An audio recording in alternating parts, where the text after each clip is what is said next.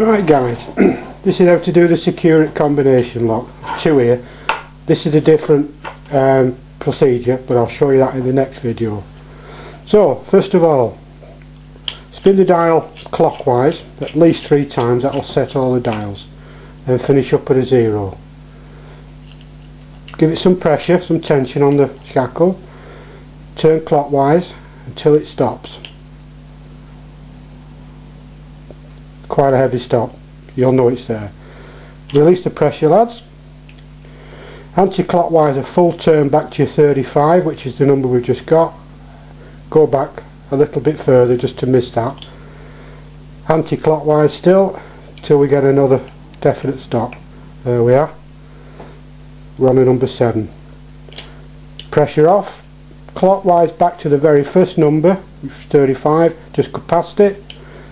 Pressure on. Carry on clockwise till we get the 3rd number, and it's open. Simple, lads. I'll show you how to do the second one in the next video. Cheers.